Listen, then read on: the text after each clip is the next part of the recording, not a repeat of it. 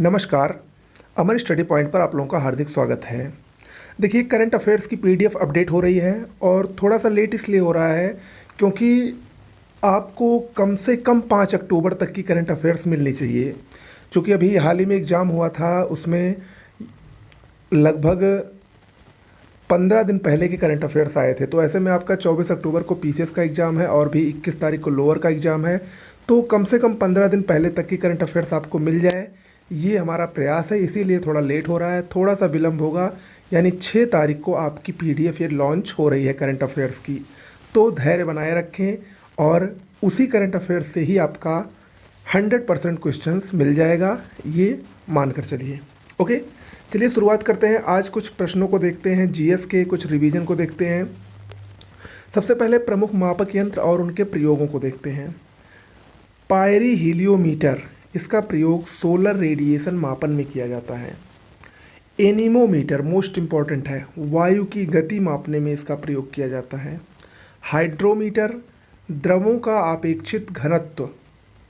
Wind vane, वायु की दिशा के लिए। बैरोमीटर, वायुदाब मापन के लिए। स्फिग्नोमैनोमीटर, रक्तचाप मापन यानी ब्लड प्रेशर के लिए। पायरोमीटर, उच्च ताप मापन के लिए, इसको पूर्ण विकिरण तापमापी भी कहा जाता है। 1500 डिग्री सेंटीग्रेड से अधिक तापमापन के लिए पायरोमीटर का प्रयोग होता है। एमीटर, विद्युत धारा मापन के लिए प्रयोग होता है। काइमोग्राफ, ये शरीर की क्रियाओं को ग्राफ द्वारा निरूपित करने वाला एक यंत्र है। सीस्मोग्राफ, भूकंप की तीव्रता का मापन करता है। और हाइग्रोमीटर, ये आर्द्रता का मापन करता है। तो याद रखिएगा, हाइग्रोमीटर और हाइड्रोमीटर दोनों में अंतर है। और यहाँ पर एक लैक्टोमीटर नहीं लिखा है, मैं आपको बता दे रहा हूँ। लैक्टोमीटर से दूध की शुद्धता मापी जाती है। ओके, चलिए अगला देखते हैं, विभिन्न उपकरण और उनके द्वारा संपादित कार्य। पहला उपकरण है प्रकाश वोल्टीय सेल, इसको सौर सेल भी कहा जाता है। ये प्रकाश ऊर्जा का विद्युत ऊर्जा में रूपांतरण करता है। कृत्रिम उपग्रह, जो कृत्रिम उपग्रह लॉन्च किए जाते हैं, प्रक्षेपित किए जाते हैं, उनमें ऊर्जा का स्रोत सौर सेल ही होता है। ओके, अगला है डायनमो, मोस्ट इंपॉर्टेंट है। डायनमो का कार्य क्या है? ये यांत्रिक ऊर्जा को विद्युत ऊर्जा में परिवर्तित करता है। गायरोस्कोप, गायरोस्कोप ये घूमती हुई वस्तुओं की गति मापने का एक यंत्र है। ओडोमीटर इंपॉर्टेंट है, वाहन के पहियों द्वारा तय की गई दूरी मापने का यंत्र ओडोमीटर होता है।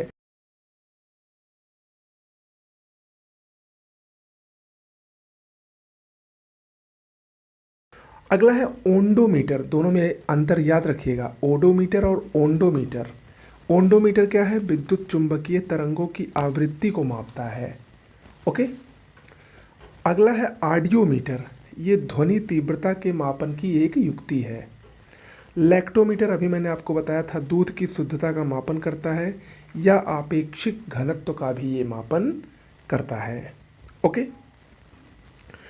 आगे बढ़ते हैं, प्रमुख तत्व व यौगिक और उनके कार्यों को देखते हैं। पहला तत्व है, पहला यौगिक है भारी जल, जिसका फॉर्मूला होता है D2O। भारी जल का कार्य क्या होता है? प्रमुख परमाणु ऊर्जा संयंत्रों में मंदक और शीतलक दोनों रूपों में प्रयुक्त किया जाता है। जो परमाणु रिएक्टर होते हैं, परमाणु भट्टियाँ होती हैं, उसमें जब भारी जल प्रवाहित किया जाता है तो वो शीतलक का कार्य करता है, वो भट्टी को ठंडा करता है। ओके, अगला है द्रव अमोनिया, प्रशीतन में इसका प्रयोग होता है। अगला है ग्रेफाइट, नाभिकीय रिएक्टर में मंदक के रूप में ग्रेफाइट और भारी जल दोनों का प्रयोग होता है, याद रखिएगा। अगला है ब्रोमीन, मोस्ट इंपॉर्टेंट है, ये पीड़ाहारी के रूप में प्रयुक्त होता है। ठीक है, दर्द निवारक जिसको कहते हैं। एथिलीन, कच्चे फलों को पकाने में इसका प्रयोग किया जाता है, एथिलीन का। ओके, अगला प्रदूषक और उनके उत्पन्न प्रभाव। पहला प्रदूषक है एस्बेस्टस धूल। एस्बेस्टस धूल का प्रभाव फेफड़े पर होता है, फेफड़े यानी लंग्स कैंसर इसके कारण होता है। दूसरा है सीसा, सीसा से हमारा नर्वस सिस्टम प्रभावित होता है, केंद्रीय तंत्रिका तंत्र और मस्तिष्क को नुकसान पहुंचता है। कार्बन मोनोऑक्साइड, ये भी एक प्रदूषक है, कोशिकीय श्वसन में इससे बाधा होती है, यानी श्वास को ये प्रभावित करता है। नाइट्रोजन के ऑक्साइड ये कैंसर रोग को बढ़ाते हैं। धूल के कण श्वास संबंधी रोग पैदा करते हैं। फ्लोराइड ये फ्लोरोसिस और नॉक नी संलक्षण नामक रोग का कारक होता है फ्लोराइड। पारा मोस्ट इम्पॉर्टेंट है, उदर संबंधी समस्याओं का जनक होता है। उदर यानी पेट से संबंधित समस्याएं पारा से होती हैं। अगला टॉपिक है नदियां और उन पर निर्मित बांध। इसको देख लेते हैं। ग्रैंड कुली बांध कोलंबिया नदी पर है। इतेपू बांध पराना नदी पर है। नूरेक बांध वक्स नदी पर है। अस्वान बांध नील नदी पर है मिस्र में। जांग मऊ बांध चीन का बांध है, ब्रह्मपुत्र नदी पर है। काहोरा या काबोरा बांध जाम्बेजी नदी पर है। बासा करीबा और हूवर बांध ये कोलोराडो नदी पर है। ओके सॉरी, यहाँ पर देखिए काहोरा, बासा और करीबा ये तीनों जाम्बेजी नदी पर ही है, जबकि हूवर बांध कोलोराडो नदी पर है, अमेरिका में एरिजोना और नेवादा की सीमा पर स्थित है। ओके, तो ये विश्व के कुछ प्रमुख बांध हो गए और किस नदी पर निर्मित है वो हो गया। आगे कुछ प्रमुख संस्थान देख लेते हैं और उनका मुख्यालय या उनकी अवस्थिति कहाँ पर है। पहला मोस्ट इम्पॉर्टेंट है, 2500 या 30 बार लगभग परीक्षा में पूछा गया है ये, राष्ट्रीय पर्यावरण अभियांत्रिकी शोध संस्थान जिसको नीरी कहा जाता है, नागपुर में स्थित है। विश्व मौसम विज्ञान संगठन WWM ये जिनेवा में स्थित है। UNEP संयुक्त राष्ट्र पर्यावरण प्रोग्राम या कार्यक्रम इसका मुख्यालय केन्या के नैरोबी में है। अंतर्राष्ट्रीय समुद्री संगठन लंदन में इसका मुख्यालय है। भारत का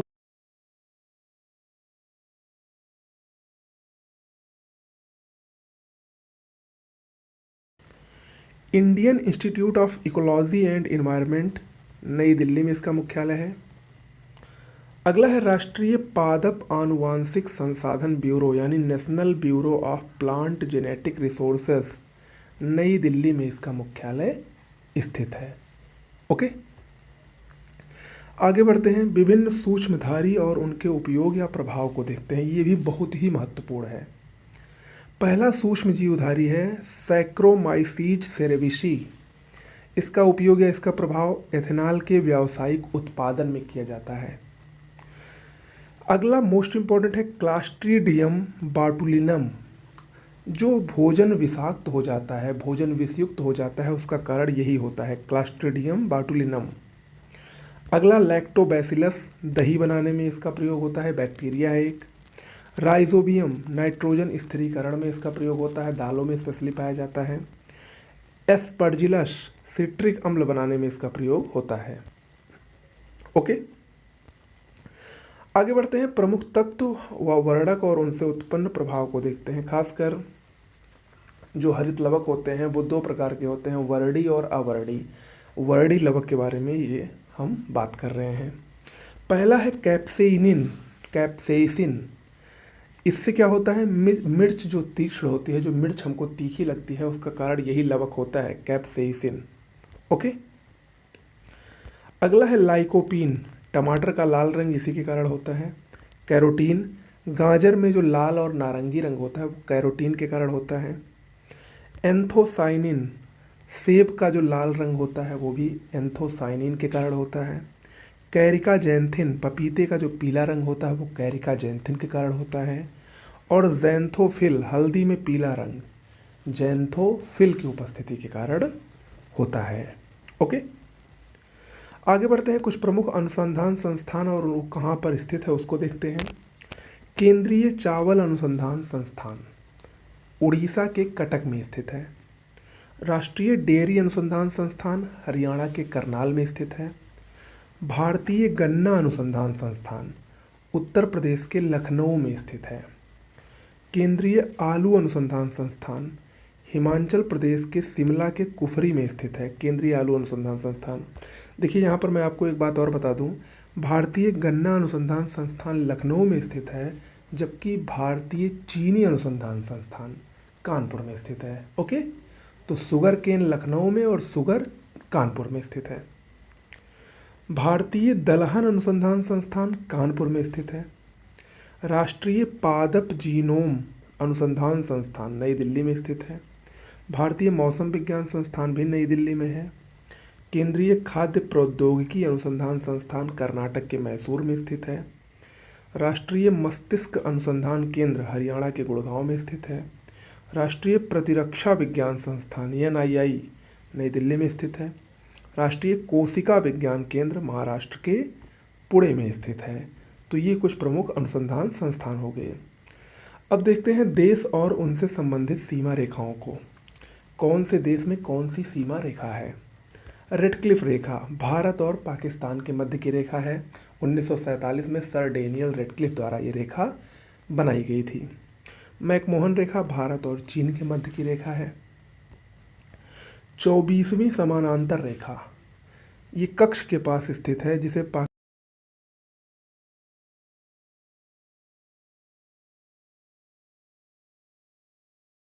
30वीं समानांतर रेखा उत्तर और दक्षिण कोरिया के मध्य की सीमा रेखा 38वीं समानांतर रेखा है, मोस्ट इम्पॉर्टेंट है। 49वीं समानांतर रेखा ये अमेरिका और कनाडा की सीमा रेखा है, 49वीं। 17वीं समानांतर रेखा ये उत्तरी और दक्षिणी वियतनाम की सीमा रेखा है।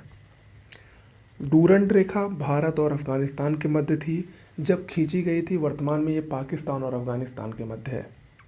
मैगिनॉट रेखा ये फ्रांस द्वारा खींची गई है, जर्मनी और फ्रांस के बीच की सीमा बनाती है और फ्रांस को जर्मनी व इटली से ये अलग भी करती है। मैगिनॉट रेखा मोस्ट इम्पॉर्टेंट है। ओके, चलिए आगे बढ़ते हैं। पर्वतीय दर्रे और उनकी उपस्थिति को देखते हैं। कुछ पर्वतीय दर्रे जो परीक्षा में अक्सर पूछे जाते हैं उसमें से देखते हैं। जेलेपला और नाथुला दर्रा सिक्किम में स्थित है।